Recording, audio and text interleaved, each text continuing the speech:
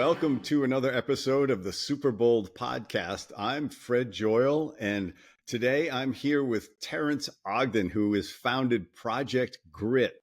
And we're going to find out all about that because you know how I like to dive into bold moves, and to participate in Project Grit, it takes some boldness. So when you hear about it, you'll know what I mean. Terrence, welcome to the podcast. Glad to be here. Thanks, Fred. So what's the big one? So Project Grit is. I'll let you describe Project Grit, and then we'll get into the specific challenges that are in there. Sure. So Project Grit originally started as the Immortal 32 ruck. And what that was is I wanted to do something really hard for Texas Independence Day. And I was in Gonzales, Texas. Originally I was on a walk to Gonzales where the Texas Revolution, the first shots were fired there. Found out about this group called the Immortal 32, which I'd never heard of. And I love history. And they were the only 32 people to answer Travis's call at the Alamo. Travis had 175 men. There was 5,000 Mexicans outside the walls.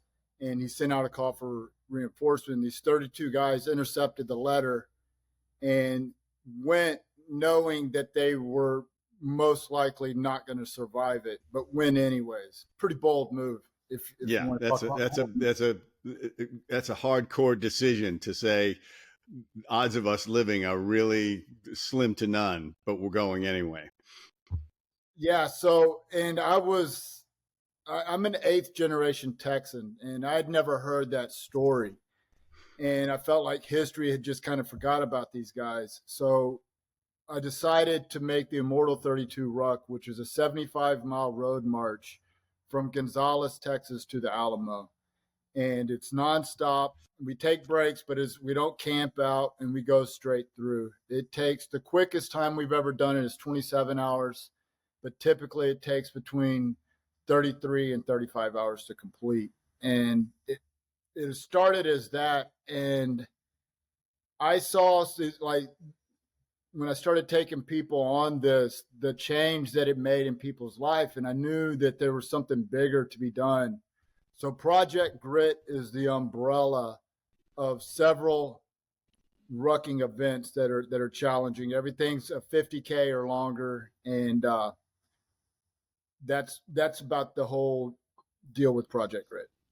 Well, and you, first of all, 75 miles. That's a long, steady walk. And I'm sure I would be 39 hours. I think I would find a way to extend the whole thing. But you said a word here that's important, which is rucking. So they're not just walking, they're packing, they're carrying.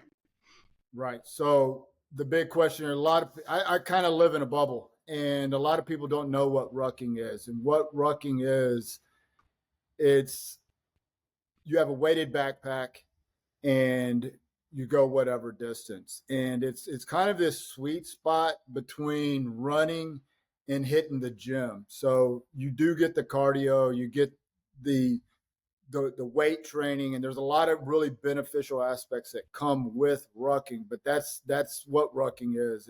It's hiking, walking with a weighted backpack. Yeah. So I imagine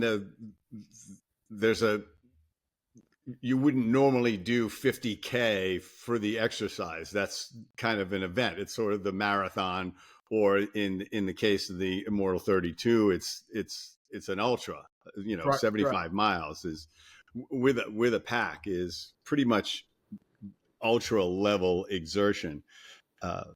There's got to be a lot of emotional experiences that happen in that, I would think, because I've heard this from people who run marathons too, but talk about what people have experienced emotionally when they do the 75, when they do the biggest one. So I'll go into a little backstory. The first year, I come from a competitive background. I used to hate running, so I started running to find out what it was about running that I hated. And I found out what that was. But I got to where I was doing ultra distance trail runs. And when I first initially came up with this idea, I went to this buddy of mine that I worked out with, Keith, and I knew he was crazy enough to try this with me.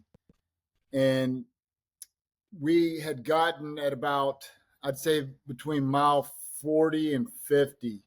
There's this one stretch of that it's where you meet your demons. And I remember the first year we were doing it, I kept breaking ahead of him. And I was probably about a quarter mile to a half mile ahead of him. It was the middle of the night. I kept looking back and he was dragging. And I saw a faint glow of his headlamp and I was like, all right, turned around, I gotta go get this guy. So I remember walking back to him and I was angry. And I was like, man, I just wish this dude would quit. I could hunker down. I know how to dig deep and just push through. This is making it take way longer than it should, blah, blah, blah. So all this is going on in my head. And then when I got to him, he was having a real hard time and he was like on the edge, so to speak. And I was able to talk with him. And somehow during that conversation, something outside of myself just started putting the words in my mouth. And I talked him off that ledge, so to speak. And from that point on, we were side by side the rest of the distance. And it was doing that I realized this is much bigger than just going 75 miles with some weight on your back. This is about one guy helping out another guy get through whatever challenging situation he's in. And I knew that was the calling for this whole thing. And for me, that was a big thing. The next year we did it at about mile 35. I rolled my ankle real hard and we got to the halfway point and I couldn't even stand up on my own. Luckily there was a Walgreens store right there and I got some tape and wrapped it up real good. And I leaned on him that year and we completed. And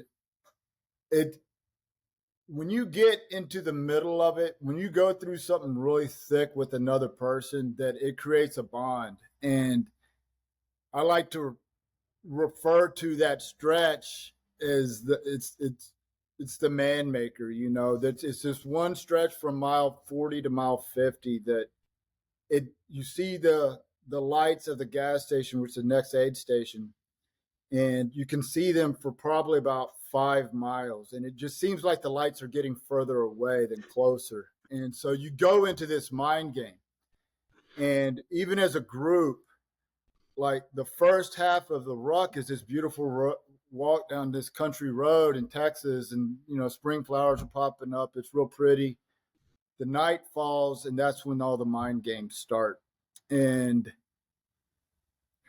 people stop talking as much. The group separates a little bit, and all you have is what's going on inside your head. And when you burn, for me personally, when I burn through those situations, because all kinds of stuff pops up, and you know, you've gone 50 miles, dude. You wouldn't be considered a wimp if you quit right now. You know, you've gone really far, and so this chatter starts up. But when you push through those moments and you get to the other side, you find out something about yourself, what you're like really made of, you know. And I've never quit, so I don't know what that feeling is like, but I do know I've quit other things in life, and I do know that every time I've quit something, 5 minutes after I quit it, I wish I wouldn't have quit. And there's like the saying, you know, quitting lasts forever, finishing does too, you know. And it's like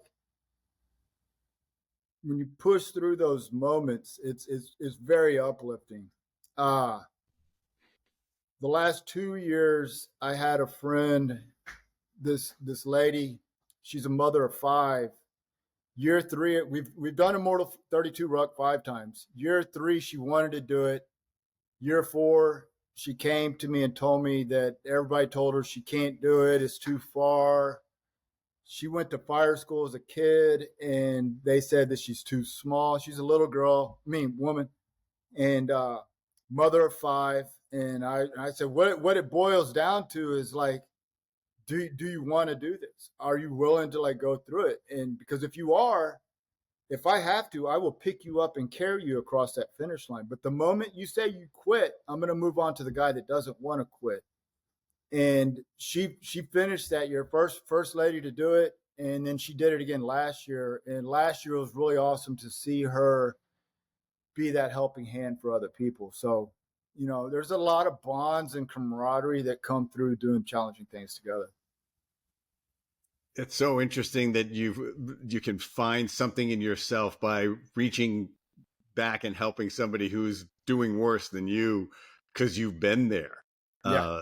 And you say like, just to be able to say there's a way through this, because I'm sure there's a moment that I would experience where you don't believe it. Like I got nothing left. Is For you know sure. I'm going to be saying that to myself at mile 40 or something like that. Like I'm falling apart here. And just that discovery, you know, and I've done things like this where you find out you're capable of much more than you thought, and that is a transformational experience, because most of us don't experience that. We don't find ourselves in situations where it's so critical to continue, and you just don't believe you can. You know, that's on the physical side. Now that transfers to people's lives where there's things they give up. They're starting a business and they go, oh, this, I didn't realize it was going to be this hard. And so they step off, they give up. And then the next guy says, no, I just got to keep showing up. I got to keep trying harder. I got to beat the bushes for another client. I just need one more client. I'm going to make it. I just need 10 more grand from an investor and I'm going to make it. And they just keep dialing the phone, or they just keep hitting the street or ringing doorbells or whatever the heck it is. And I think, and I'm sure you can reinforce this even in your own life, if you do something like this physically, it transfers Absolutely. over to the rest of your life. Have you seen that in people? Absolutely. I mean, the first I would say is I can attest for myself that by pushing myself and overcoming the odds, like I'm gonna go real quick into my past. I'm a recovered heroin addict, and I spent years in and out of jails, homelessness, and pretty much, you know, things were about as bad as they could get. And I know for myself, many a times, I mean, a lot of people are like, oh, you know, you're never going to change, you know, and if you just, if I stop and believe that, then I'm never going to find out. And, you know, there's like this one saying, and the guy was like, man, if I sat around and worried about how things were, man, I'm butchering it. I'm not even going to try, but I know We that can when come back to it. If it comes to you, we'll come back yeah, to it. I went mind blank there for a second. I know that if I just give in, I'm never going to know. And I'm the type of person that I want to be everything that I can be. And I've been given the second chance at life, and I have kids, and I want to be that role model and show that, you know, hey, anything is possible, you know, and my past and where I'm at today are two completely different worlds, you know, and the whole thing is like, if you don't try, you're never going to know. And if you don't believe you can, you're never going to know, because you're never going to Absolutely. try. Yeah. Absolutely. That's the cornerstone in everything, man. If I got to believe, you know.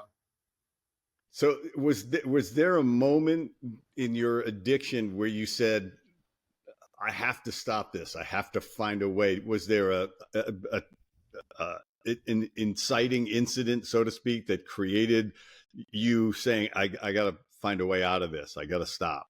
I spent years in that dilemma, and something much bigger than me made it all go down. I remember I was done, and I had been trying to get into this rehab, and they finally let me in. And I mean, everything was stacked against me. I went and got high the night before, and we woke up in the morning. I had a ride, and the guy that was going to give me a ride, his truck had a flat tire and he didn't have a spare. And so I, as being resourceful as I was at that time, I went and found a truck just like his and took the tire off it and brought it back, put it on his tire, and he took me to rehab, and that's where this whole journey started, And another quick story, I was at that rehab for about 2 weeks. I kicked, and I was somewhat, physically healthy, and I decided to leave. And I remember walking out. It was about 1.5 miles to the highway. All I had was a backpack. And I started hitchhiking. A car pulled over. It was this young lady, 12-pack of beer in the back seat. First questions out of her mouth, do you know where to score? And I was like, yeah, sure. I had everything. I had the booze. I had the girl. She's ready. She had money. And I was taking her to go score to the dope house. And I remember we passed up this AA club. And I was like, you know what? I'm going to get out right here. And I did. And it wasn't on me. Like Terrence on Terrence is going and getting high. Terrence on Terrence is going to probably take that girl for everything I can and move on to the next one. And so something much bigger than me has always been there. And I don't know, like some of those darkest times of my life are my greatest assets, because I've been there and I know how to tell another man how to get through that. Yeah, when you've been all the way down, you can tell somebody who's down there. There is a way back, because they're also hopeless. They feel trapped in that situation. But that's amazing, because that you got out of the car and went to the AA meeting, because you were on the road right back. You were walking out of rehab right back into trouble. A scary thing because the drug really owns you. Yeah. And I've been fortunate enough not to try stuff that I can get addicted to, and not get addicted to the stuff that I have tried. And so I'm proud of what you've done to break free from that, because that's a hell of an achievement. And a lot of people don't get out of it. Now, the other thing about that, I don't want to over focus on the whole addiction process, but there's nobody can get you to change is what I've experienced. Like, I could have met you when you were all the way down and said, Terrence, you got to stop this. You got to, right now, I'm going to help you out. There's nobody that can do it. If you're not ready to do it, it's not going to happen. Right. Is that the way it is? Absolutely. And for myself, there's, what's the saying? Insanity is doing the same thing over, expecting different results. Yeah. I have a different light on that. Insanity is doing the same thing over and over, knowing exactly what the results are. And I knew as soon as I went and put that into my body, my mind wouldn't leave it alone, and my body couldn't take it. And there was this one moment that I was just like, I'm going to die, and I was 31 years old, and, and I didn't want to die. I didn't want to spend the rest of my life in prison. And I was on a one-way street that way, and it was, that really wasn't enough to make me quit, because every time I'd get locked out, I'd get out, man, I'm going to be clean. I'm going to do the right thing. And it's just a matter of time, something bigger than me. And at that time in my life, I did not care about God, nor did I think God cared about me. But God put people in my life that I knew were just as bad as me, if not worse, that had gotten their life together. And I knew that, like, well, maybe if I hang out with this dude, there's this one guy in particular, Kenny Baker. He's passed on now, but he did several stints in Leavenworth for bank robbery. And I remember talking with him, and I knew he was the real deal. And that if and something was working in his life. And I was like, well, maybe if I just hang out with this dude, that something can change. Maybe if I do what he does, maybe something could change. And that's what started to work. And it put me on a path to where I am today. Well, you said something very interesting, because you're not talking about it that much in a religious way, but there is something about whatever force there is out there is it's not gonna, you can't just say, oh help me God or whatever, because what God's going to do if I see this in my own life and other people's life is like offer up some solution. Somebody very often is like, here's the this guy, talk to this guy, hang out with this guy, this is the offering. I'm not going to miraculously make your addiction go away. You can pray Right. like that all you want. I'm going to, you've chosen this path somehow, and you got to find your way out. And uh, that whole thing, I think it translates into the same thing that's happening on these ultra ruckings, is what I call what you do, is that collaboration, that teamwork, which is the equivalent of being in the trenches in the military. It's that same experience. Is you're going through something incredibly hard together. And there's also, I think we were even talking about this earlier, is when they talk about who drops out of the Navy SEAL training, it's the guys, it's not the guy who's in incredible shape and athletic that makes it all the way to the end.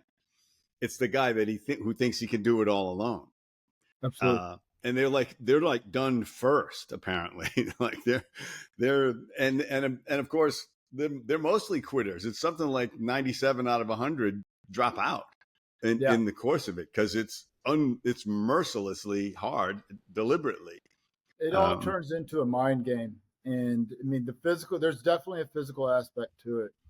And there's like your body takes some abuse. And once you get to a certain point, the physical aspect, I mean, it obviously could get a lot worse, but it can't get much worse than it really is. The blisters, the sore, and it turns into a mind game. In that first year, Megan, the lady that finished, before that year, there was several guys that had come to do it, and they were all like really buff and gung ho. They were sending me texts up to, hey, we just knocked out a 30 miler today. We're ready to go. And I was like, these guys are going to come down here and just crush it.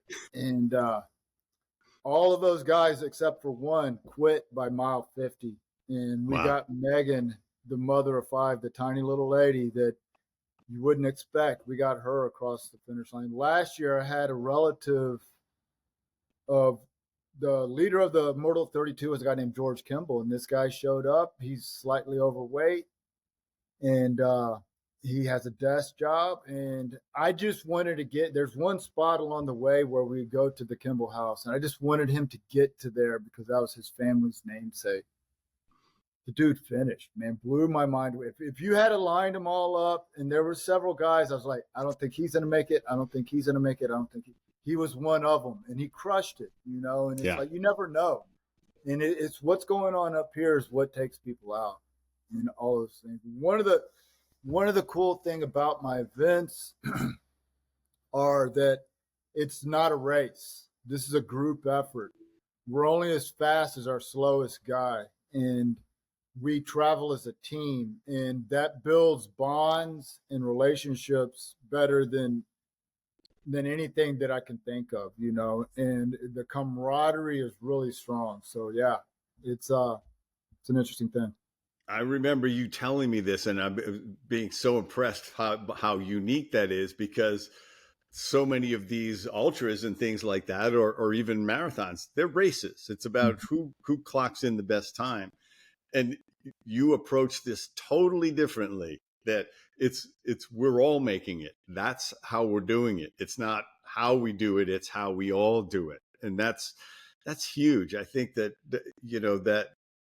that concept of really building a team as part of the experience makes it extraordinary, makes it completely unique in my mind. Although you do see people in marathons, well, they'll help somebody out, but it's not everybody helping everybody. Everybody's saying, we're all going to get there.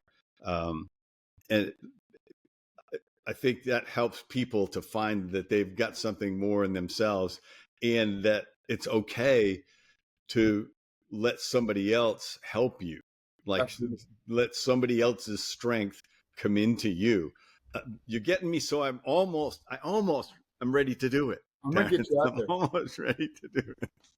I have a quote that is like the whole premise of Project Grit, and the meaning, and it is, the meaning of life is to show another man his, and that is what this whole thing was foundationed on. And it was that first year when I looked back and saw my buddy way behind and walking to him in one complete selfish mindset. And when I got there, something coming over me, and the total flip side of that selfishness turned into, how can I help this man? How can we get through this and get to the other side? And that's what Project Grit's all about. That really is amazing, because you were in one complete state. You were in the state most of us would be in, Yeah. right? Because we're at the end of our capacity ourselves, and it's like, Sure. this guy needs to quit. and why am I having to go back and drag him along? And your state changed when you got to him, because as human beings, if we allow ourselves to stop feeling like we're alone all the time, that we're not connected to everyone else, that's what hurts us as much as anything. And I think what you experienced is just a remembrance that we are all connected. When you got to him, you went like, oh, this might as well be me. I couldn't no more leave this guy behind as I could leave myself behind. And that's an incredible experience to have.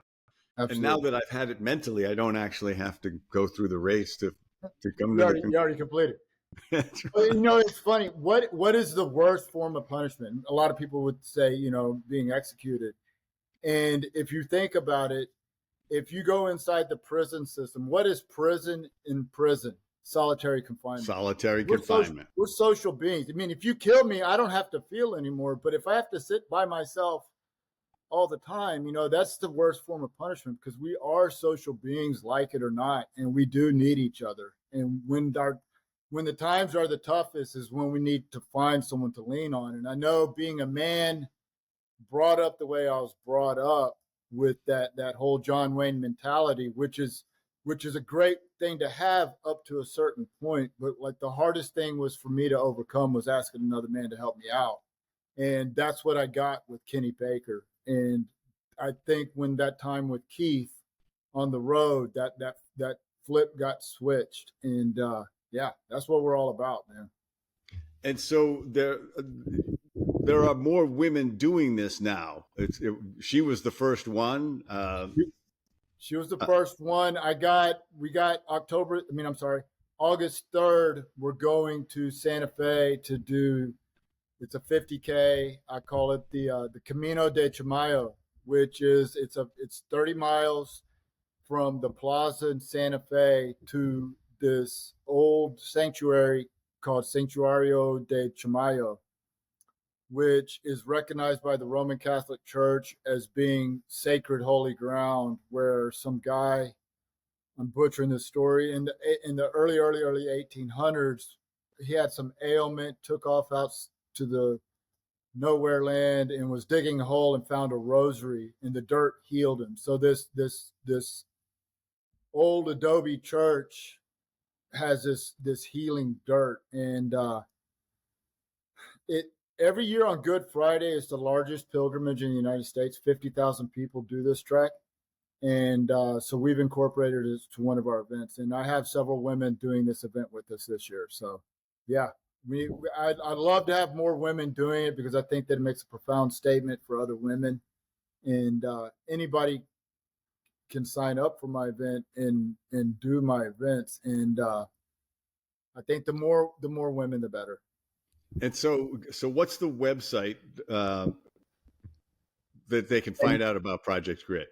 You can go to officialprojectgrit.com, and that has a list of my events and what we're doing. For the most current stuff, you can go to Instagram, Official Project Grit. Official Project Grit. Okay, that'll be in the show notes too, but I wanted people to know that, and I'm probably going to pop it on the screen earlier a couple of times. Terrence, the amazing stuff that you're doing. I'm really excited. I will hit the trail with you at some point in my life when I've got a week to let my feet heal from the trek. When you say blisters, that's what slows me down. You know, that's the funny thing about a blister, to all of my knowledge, a blister's never killed anybody, believe it or not. I don't want to be the first. But thank you so much. I've appreciated the time that we've had to get to know each other, and your incredible journey in life, and what you're doing to give people this totally unique experience. Where, remember, folks, you're not in a race; you're in it together, and you're pushing yourself way beyond what you thought you were capable of, and you're going to discover something incredibly powerful that you're going to take with you forever. So please get yourself out on one of these Project Grit events and experience the transformation that you're not going to get anywhere else. So, and you'll get to meet Terrence. He's an awesome guy. Terrence, thank you very much for your time and being on the show. I really appreciate it. I look forward to seeing you again soon, my friend. Yeah, thank you, Fred. It's been quite enjoyable, man. So yeah, thanks for the opportunity. All right.